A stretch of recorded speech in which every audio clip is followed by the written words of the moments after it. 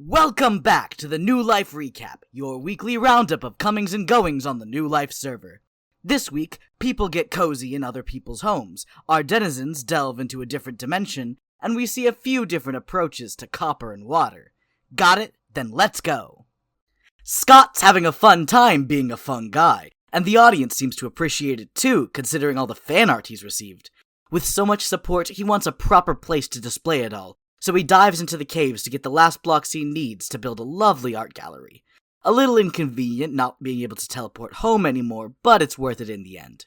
He takes the time to give us a tour of the place, and the design is perfect for future expansions as well. So now that the art gallery's done, I think we need to get on to a much more pressing matters, and that is mushrooms. We need more mushrooms. Yes, Scott's fungal frenzy is here, spreading patches of mushroom-laden mycelium around all of his friends' bases, ostensibly so he has somewhere to recharge when visiting. Totally not for more nefarious reasons. What's the danger in a few shrooms? And eventually, it'll spread, and slowly, it will consume the entire area and become a giant fungus colony, which will be great! Yay! Fwip, Jimmy, Sausage, Jem, and Martin all get their own agaric areas, tucked away as Scott's little secrets, just as long as no one's allergic to the spores. And spores aren't the only things spreading, flagons are too. Fwip drops off the custom order at Jimmy's place, leaving a warning about non-payment. Don't worry, Jimmy's alternate currency passes muster in the end. No exploded dream house. Fwip's working on his next business, becoming the Ingot Man. He's already selling iron, so the next step is to make farms for gold and copper, using the Create mod's ability to move spawners. In this case, it's Zombie, Pigmen, and Drowned moving into the Industrial District. And Scott's prank actually comes in handy here. Brown mushrooms give off just enough light to stop anything unwanted spawning in the farm. I don't know who is spreading their fungal corruption around here, but I am really okay with it right now. After digging out a floor filled with mushrooms, Fwip tests the turtle egg setup, and it works! For the pigmen, at least. It turns out drowned spawners don't function without water, and so it's back into the nether for blaze burners and more pigman spawners to make a full gold farm, with even the killing chamber automated by Create. Once he finds his way home, that is. For all of you, this has probably been maybe a 2-minute clip of me trying to find my way home. It's been almost 45 minutes. I've been trapped in the nether, running around for 45 minutes, dealing with the stupid darkness, and I just have to place a torch down to keep myself safe for a bit.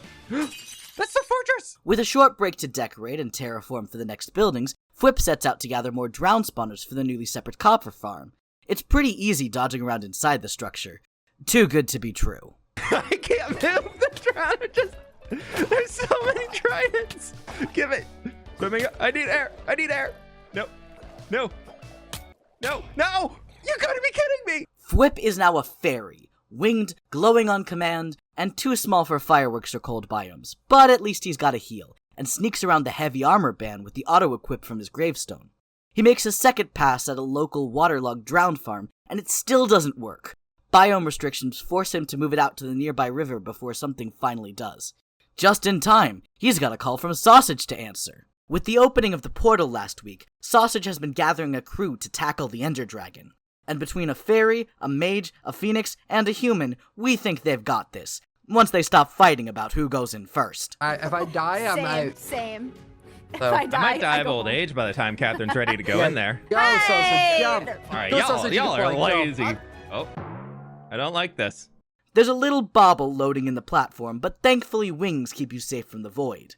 The modded end towers are fancy, but they're no match for two flying fellows and their ground support. And it's Sausage himself who lands the final blow. We did it! Sausage did most of it! Yeah! Fwip takes the dragon's egg and dips out, while Catherine, Scott, and Sausage stick around to explore the fancy end biomes and dig up some sweet loot before finding their own ways home. With the end now in open season, even Jimmy takes a later trip in to see the sights and grab a dragon's head for himself. The end raiding is just beginning. Sausage makes it home from the end with a bag full of goodies, just in time for Jem to show up for a visit, looking a little different than last time. But then again, so is Sausage. I've got cactuses. Okay, look, I died too. I have ginger long hair. It goes down to my booty. Wow. Yeah, it's longer than mine. I'm special. You always have been.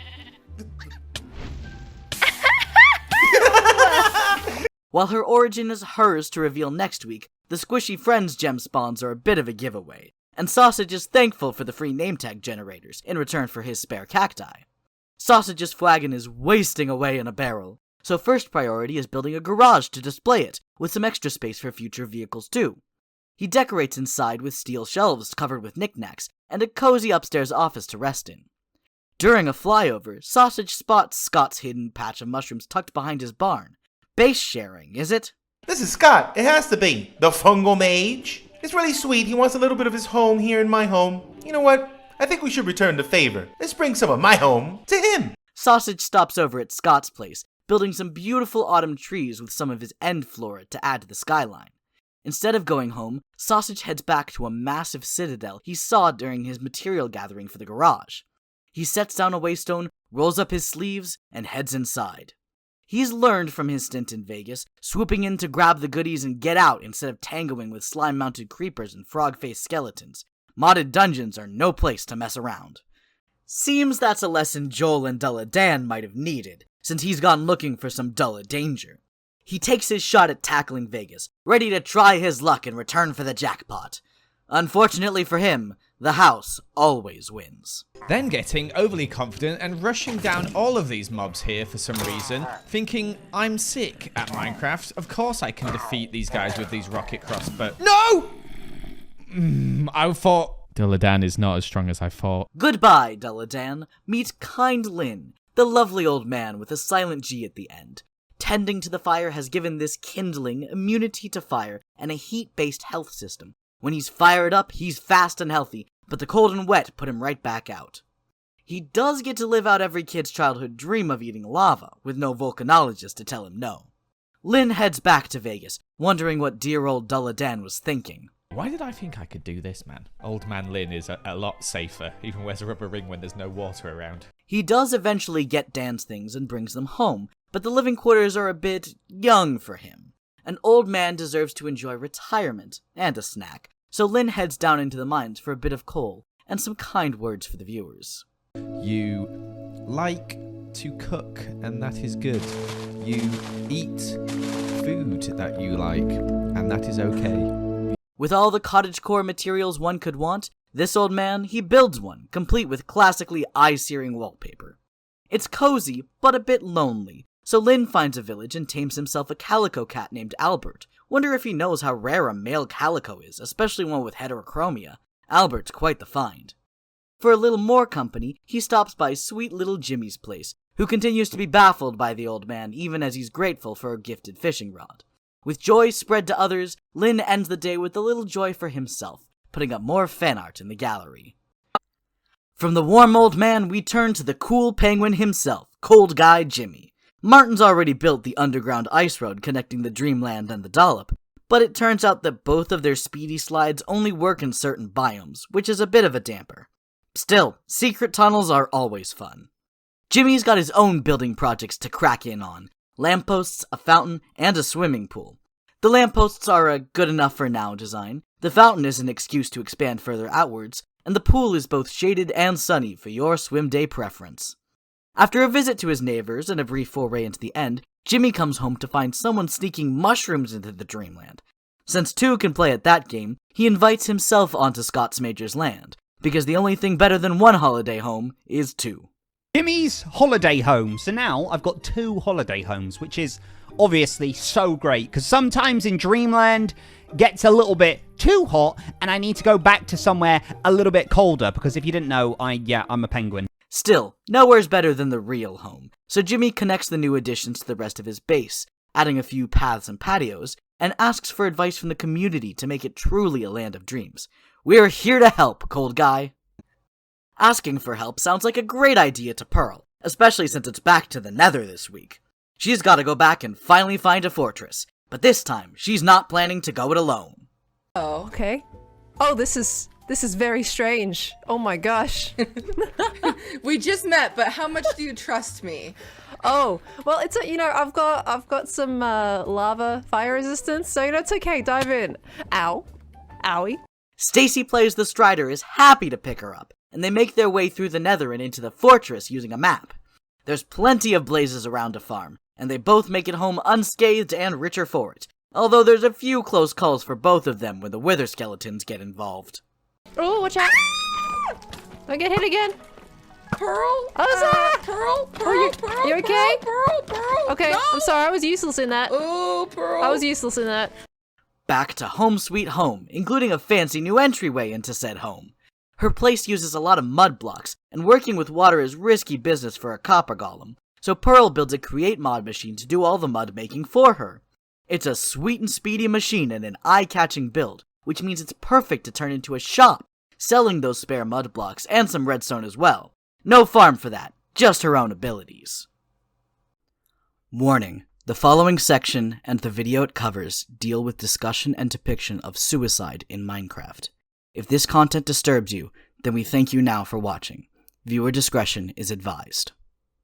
Sparrow finds himself facing the ancient city, and almost immediately sets off a warden, who thankfully leaves quickly. While he's seen enough of the place after just one look, his processor demands he explore, and makes it clear that objectives are not optional.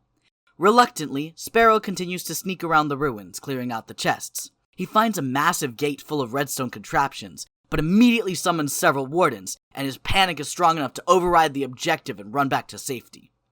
I just never have dug down this far in the first place. This was a terrible idea. What was I thinking? Most of this stuff isn't even worth it. Look at it, it's useless. Okay, maybe it's not completely useless, but still. Upon his return to the surface, Sparrow receives a long-range signal, and sets out to investigate the coordinates. There, he finds Pearl, a fellow copper golem, and quite cheerful about it. They trade stories, show off inventions, and teach each other tricks to handle buttons and farm redstone. Sparrow returns to his base to fix the deoxidation system, using an outsourced suggestion relayed through his processor to prevent the crowding issue. If he's going to keep building machines, he needs more power than just water wheels, so Sparrow rebuilds a broken steam converter on the outside of the factory. To power it, he needs more blaze burners, and rather than return to the Nether, he decides Sausage the Ghast seemed capable enough to have extra. On his visit, Sparrow finds that Sausage is no longer a ghast, but a phoenix, yet still has plenty of blazes to spare. He even introduces Sparrow to Rusty, a golem whose circuitry Sausage has been tinkering with, to interesting effect. If you ever need anything else, you just let me know. I've been tinkering away. If you want me to tinker on you and Oh no. I I think we're good. I think my circuitry's finished. Yeah, you sure? Because I can make you do all kinds of weird stuff. Oh no, I'm fine. Thank you though. Sparrow uses the burners and a fancy arm to maximize his steam power, perfect for an invention whose purpose he can't speak aloud, lest his processor stop him. It's a similar machine to the last one he built as a human, and between saying it's meant to hold a copper golem, gathering dangerous salt water for irrigation, and staring at the drills while mentioning his chassis, its purpose becomes all too clear. His processor gives him a different objective, an order. Sparrow delays it just long enough to admit the truth. He doesn't want to live as a golem anymore, and starts the machine, trapping himself inside. Water falls, and the drills move in.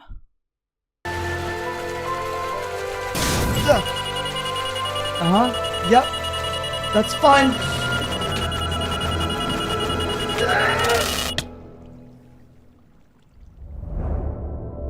And we're gone.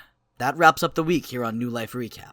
Thank you so much for watching. Drop a like if you liked it, and subscribe if you want more. Check out the contributors in the description below. And we'll see you all next week.